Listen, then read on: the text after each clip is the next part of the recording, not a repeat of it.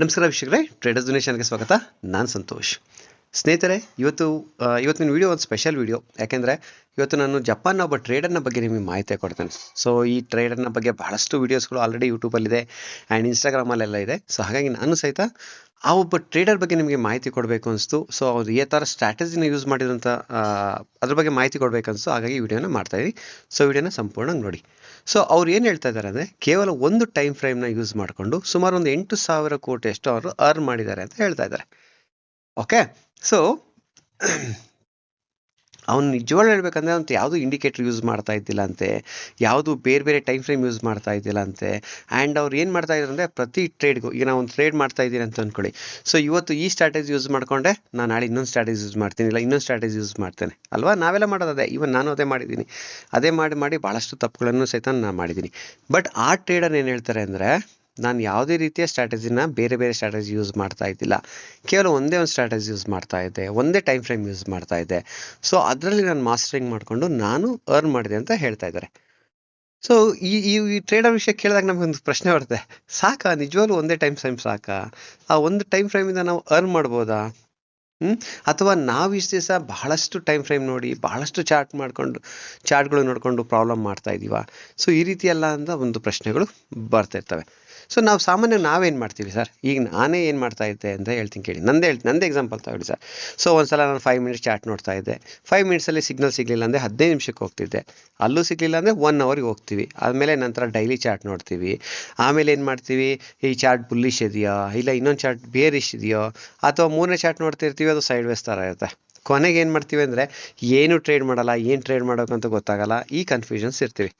But ಅವನ mindset ಯಾವ ಥರ ಇತ್ತು ಅಂದರೆ, ಮಾರ್ಕೆಟ್ ಏನು ಮಾಡ್ತಾ ಇದೆಯಪ್ಪ, ಮಾರ್ಕೆಟ್ ಏನು ಮಾಡ್ತಾ ಇದೆ, ಓಕೆ ನನ್ನ ಏನು ಸ್ಟ್ರಾಟಜಿ ಮಾಡ್ಕೊಂಡಿದ್ದೀನಿ, ಆ ಸ್ಟ್ರಾಟಜಿ ಇವತ್ತಿನ ಮಾರ್ಕೆಟ್ ಕಂಡೀಷನ್ ಮೇಲೆ ವರ್ಕ್ ಆಗುತ್ತಾ ಇಲ್ಲೋ. ಓಕೆ, ಸೊ ಅದೇ ಸೆಟಪ್ ಇರುತ್ತೆ. Same setup, same rules, same time frame. ಮತ್ತೆ ಅದನ್ನು ಪ್ರಾಕ್ಟೀಸ್ ಮಾಡಿ ಅವ್ನು ಮಾಡ್ತಾ ಇದ್ದ. ಇದರಿಂದ ನಾವು ಒಂದು ದೊಡ್ಡ ಲೆಸನ್ ನಾವು ಏನು ತಿಳ್ಕೊಳ್ತೀವಿ ಅಂದರೆ, ಟ್ರೇಡಿಂಗ್ನಲ್ಲಿ ಹೆಚ್ಚು ಇನ್ಫಾರ್ಮೇಷನ್ ಇದ್ದರೆ ಹೆಚ್ಚು ಪ್ರಾಫಿಟ್ ಅಲ್ಲ. ನಮಗೆ ಹೆಚ್ಚು ಇನ್ಫಾರ್ಮೇಷನ್ ಇದ್ದರೆ, ಹೆಚ್ಚು ಟೈಮ್ ಫ್ರೇಮ್ ಮಾಡಿದ್ರೆ, ಹೆಚ್ಚು ಅನಲೈಸ್ ಮಾಡಿದ್ರೆ ನಮಗೆ ಭಾಳ ಪ್ರಾಫಿಟ್ ಬರುತ್ತೆ ಅಂತ ಅಂದ್ಕೊಂಡಿರ್ತೀವಿ. ಇದು ಏನೂ ಅಲ್ಲ. ಹೆಚ್ಚು ಇನ್ಫಾರ್ಮೇಷನ್ ತಗೊಂಡಷ್ಟು ನಾವು ಹೆಚ್ಚು ಕನ್ಫ್ಯೂಷನ್ಸ್ ಮಾಡ್ಕೊಳ್ತೀವಿ. ಓಕೆ, ನಾವು ಸಾಮಾನ್ಯವಾಗಿ ನೋಡಿರ್ತೀರಲ್ಲ, ಕೆಲವೊಬ್ರು ಟ್ರೇಡರ್ಸ್ಗಳು ಒಂದು 10 ಇಂಡಿಕೇಟರ್ ಹಾಕೊಂಡಿರ್ತಾರೆ. RSI ಆಗಿರ್ಬೋದು, MACD, moving average, VWAP, Fibonacci, volume, support, resistance ಎಲ್ಲವನ್ನೂ ಚಾರ್ಟ್ ಮೇಲೆ ಹಾಕೊಳ್ತಾರೆ. ಆದರೆ ಟ್ರೇಡ್ ತೆಗೊಳ್ಳೋ ಸಮಯದಲ್ಲಿ ಏನಾಗುತ್ತೆ ಗೊತ್ತಾ, ಅವನಲ್ಲಿ ಒಂದು ಪ್ರಶ್ನೆ ಮೂಡುತ್ತೆ, ಇದು ಬೈನ ಅಥವಾ ಸೆಲ್ನ? ಓಕೆ, ಇಲ್ಲಿ ಬೈ ಮಾಡಬೇಕು ಅಥವಾ ಇಲ್ಲಿ ಸೆಲ್ ಮಾಡಬೇಕು? ಯಾಕಂದರೆ ಬೇರೆ ಬೇರೆ ಇಂಡಿಕೇಟರ್ ಹಾಕೊಂಡಿರ್ತಾರೆ, ಬೇರೆ ಬೇರೆ ರಿಸಲ್ಟ್ ಬರ್ತಾ ಇರುತ್ತೆ. ಸೊ ಹಾಗಾಗಿ ನಮ್ಮ ಸ್ಟ್ರಾಟಜಿ ಹೆಂಗಿರಬೇಕು ಅಂದರೆ, ಬಹಳ ಸಿಂಪಲ್ ಆಗಿರಬೇಕು. ಆ ಸೆಟಪ್ ಬರೋವರೆಗೂ ಕಾಯ್ತಾ ಇರಬೇಕು. ಓಕೆ, ಆ ಸಿಗ್ನಲ್ ಬಂದಾದ್ಮೇಲೆ ನಾವು ಟ್ರೇಡ್ ಮಾಡಬೇಕು. ಸೇಮ್ ರೂಲ್ಸ್ ಅವನದನ್ನು ಮಾಡಿದರು. ಓಕೆನಾ? ಇನ್ನೂ ಸಿಂಪಲಾಗಿ ಹೇಳ್ತೀನಿ ಕೇಳಿ. ಈಗ ನಾನು ಏನು ಹೇಳ್ತೀನಲ್ಲ, single strategy, single time frame, ಅದು ಮಾಡೋದು ತುಂಬ ಕಷ್ಟ ಆಗಿರುತ್ತೆ. ಆದರೆ ನಮ್ಮ ಮನಸ್ಸಿಗೆ ಅದನ್ನು ಆ್ಯಕ್ಷನ್ ಆಗಬೇಕು.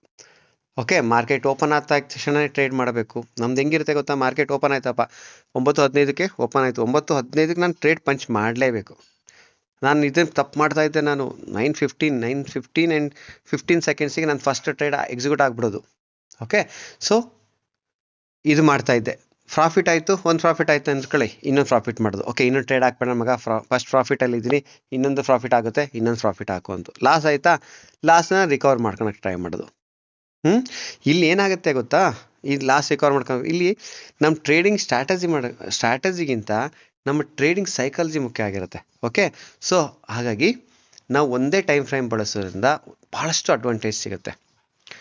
ಏನಾಗುತ್ತೆ, ಅವನಿಗೆ ಒಂದೇ ಟೈಮ್ ಫ್ರೇಮ್ ಯೂಸ್ ಮಾಡ್ತಾನೆ. ಫಾರ್ ಎಕ್ಸಾಂಪಲ್, ನೀವು ಯಾವ್ದಾರ ಟೈಮ್ ಫ್ರೇಮ್ ಯೂಸ್ ಮಾಡಿ, ಓಕೆ, ಅವನ ಟೈಮ್ ಫ್ರೇಮ್ ಯೂಸ್ ಮಾಡೋದ್ರಿಂದ ನಮಗೆ ಏನಾಗುತ್ತೆ, ಓಕೆ, ಈ ಮಾರ್ಕೆಟ್ ಇವತ್ತು ಯಾವ ರೀತಿ ಬಿಹೇವ್ ಮಾಡ್ತಾ ಇರುತ್ತೆ ಅಂತ ಅರ್ಥ ಆಗ್ತೈತೆ ನಮಗೆ.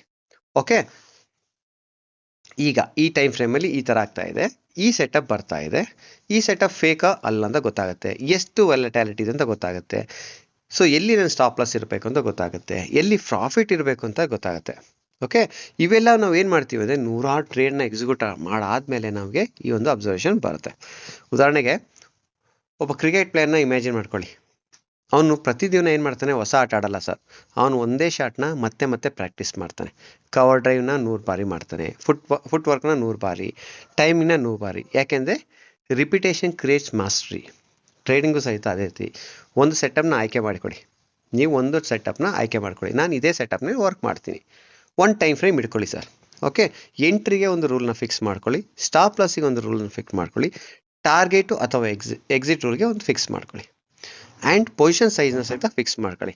ಮತ್ತೆ ಅದೇ ಸೆಟಪ್ಪನ್ನು 100 ಟ್ರೇಡ್ಸ್ನ ಟೆಸ್ಟ್ ಮಾಡಿ.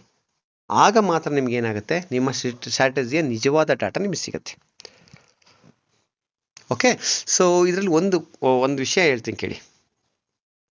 ನೀವು ಒಂದೇ ಟೈಮ್ ಫ್ರೇಮ್ ಬಳಸ್ಕೊಂಡು ನಾನು ಮಾಡಿ ಕೋಟ್ಯಾಧಿಪತಿ ಆಗ್ತೀನಿ ಅನ್ನೋದು ಅಲ್ಲ. ಇಲ್ಲಿ ನೀವು ಯಾವುದೇ ಟೈಮ್ ಫ್ರೇಮ್ ಇಲ್ಲ, ಯಾವುದೇ ಇಂಡಿಕೇಟರ್ ಅಥವಾ ಯಾವುದೇ ಸ್ಟ್ರಾಟಜಿ ಪ್ರಾಫಿಟ್ ಅಂತೂ ಗ್ಯಾರಂಟಿ ಮಾಡೋದಿಲ್ಲ. ಮುಖ್ಯವಾಗಿ ಬೇಕಾಗಿರೋದು ನಿಮಗೆ, ಇದರಿಂದ ನಿಮಗೆ ಕನ್ಸಿಸ್ಟೆನ್ಸಿ ಬರುತ್ತೆ ಸರ್. ರಿಸ್ಕ್ ಮ್ಯಾನೇಜ್ಮೆಂಟ್ ಕಲಿತೀರಾ, ಡಿಸಿಪ್ಲಿನ್ ಕಲಿತೀರಾ, ಪೇಷನ್ಸ್ನ ಕಲಿತೀರಾ, ಮತ್ತು ನಿಮ್ಮ ಸ್ಟ್ರಾಟಜಿಯ ಡಾಟಾ ಮೂಲಕ ನಿಮಗೆ ಪ್ರೂವ್ ಆಗುತ್ತೆ. ಓಕೆ, ಸೊ ಒಬ್ಬ ಟ್ರೇಡ್ನ ಸಕ್ಸಸ್ ಹೆಂಗೆ ಗೊತ್ತಾಗುತ್ತೆ ಅಂದರೆ, ಅವನು ಎಷ್ಟು ಚಾರ್ಟ್ ನೋಡ್ತಾನೆ ಅಲ್ಲ, ನೋಡಿ ಅವ್ನು ಎಷ್ಟು ಸಲ ಆ ಚಾರ್ಟ್ ಬಂದಾಗ ಅವನ ಒಂದು ರೂಲ್ಸ್ನ ಡಿಸಿಪ್ಲಿನ್ನ ಫಾಲೋ ಮಾಡ್ತಾನೆ ಅನ್ನೋದ್ರ ಮೂಲಕ ಮೆಜರ್ ಮಾಡಬೇಕು. ನೋಡಿ, ನಾನು ರಿಪೀಟ್ ಮಾಡ್ತೀನಿ, ನಾನು ನನ್ನ ಎಕ್ಸ್ಪೀರಿಯೆನ್ಸಲ್ಲಿ ಭಾಳಷ್ಟು, ಈಗ ನಾನು ಏನು ಹೇಳ್ತೀನಲ್ಲ, ಭಾಳಷ್ಟು ತಪ್ಪುಗಳನ್ನು ಮಾಡಿದ್ದೀನಿ. ಸೊ ಈ ತಪ್ಪುಗಳಿಂದ ನಾನು ತಿದ್ಕೊಂಡು ಈಗ ಏನು ಆಗ್ತಾಯಿದೆ ಅಂದರೆ ಡಿಸಿಪ್ಲಿನ್ ಟ್ರೇಡರ್ ಆಗಿದ್ದೀನಿ. ಹೆಂಗೆ ಡಿಸಿಪ್ಲಿನ್ ಟ್ರೇಡರ್ ಆಗಿದ್ದೀನಿ ಅಂದರೆ, ಈಗ ನಾನು ನನ್ನದೇ ಒಂದು ಸೆಟ್ ಆಫ್ ರೂಲ್ಸ್ ಮಾಡ್ಕೊಂಡಿದ್ದೀನಿ. ನಾನು ಡೈಲಿ, ಈಗ ನಾನು ವಿಡಿಯೋ ಮಾಡ್ತಿರೋದು ಇದು 7/8/2026ಕ್ಕೆ. ಓಕೆ, ಇಲ್ಲಿ ಏನು ರೂಲ್ಸ್ ಮಾಡ್ಕೊಂಡಿದ್ದೀನಿ ಗೊತ್ತಾ, ನಾನು ಡೈಲಿ ಒಂದೇ ಟ್ರೇಡ್ ಮಾಡಬೇಕು ಅಂತ ಡಿಸೈಡ್ ಮಾಡಿದ್ದೀನಿ. ನಾನು ಅದನ್ನು ಸಕ್ಸಸ್ ಆಗ್ತೀನೋ ಬಿಟ್ಟು ಸೆಕೆಂಡ್ರಿ, ಬಟ್ ನಾನು ಏನು ರೂಲ್ಸ್ ಮಾಡ್ಕೊಂಡಿದ್ದೀನಿ, ಡೈಲಿ ಒಂದೇ ಟ್ರೇಡ್. ಒಂದು ಟ್ರೇಡಲ್ಲಿ ನಾನು ಫಿಕ್ಸ್ಡ್ ಲಾಸ್ ಇಟ್ಕೊಂಡಿದ್ದೀನಿ, 500 to 600 rupees. ಓಕೆ, ಒಂದು ಲಾಟಿಗೆ 500-600 ರೂಪಾಯಿ ಬಂದರೆ ನಾನು ಎಕ್ಸಿಟ್ ಆಗ್ತೀನಿ. ಪ್ರಾಫಿಟ್ ಬಂದರೆ ಹೋಲ್ಡ್ ಮಾಡ್ತೀನಿ, ಫುಲ್ ಎಲ್ಲಿವರೆಗೂ ಹೋಲ್ಡ್ ಮಾಡ್ತೀನಿ, ಎಂಡ್ ಆಫ್ ದ ಡೇವರೆಗೂ ಹೋಲ್ಡ್ ಮಾಡ್ತೀನಿ. ಸೊ ನನಗೆ ಇಷ್ಟು ದಿವಸ ಏನಾಗ್ತಾಯಿತ್ತು ಅಂದರೆ, ನಾನು ಬೆಳಗ್ಗೆ ಎಂಟ್ರಿ ಮಾಡ್ತಿದ್ದೆನಲ್ಲ ಮಾರ್ಕೆಟಿಗೆ, ನಾನು ಇವತ್ತು ಎಷ್ಟು ಲಾಟ್ ಆಗ್ತೀನಿ ಅಂತ ಗೊತ್ತಿದ್ದಿಲ್ಲ. ಬರೀ ಬ್ರೋಕರೇಜ್ ಕೊಡ್ತಾ ಇದ್ದೆ, ಬ್ರೋಕರೇಜ್ ಪ್ಲಸ್ ಲಾಸಸ್ ಕೊಡ್ತಾ ಇದೆ. ಬಟ್ ಇವತ್ತೇನು ಮಾಡ್ತಾಯಿದ್ದೀನಿ ಗೊತ್ತಾ, ನಾನು ಬ್ರೋಕರೇಜ್ ಕೊಡ್ತಾ ಇಲ್ಲ, ಕೇವಲ ಒಂದೇ ಲಾಟ್ ಮಾಡ್ತಿದ್ದೀನಿ. ಒಂದು ಲಾಟ್, ಒಂದು ಟ್ರೇಡ್.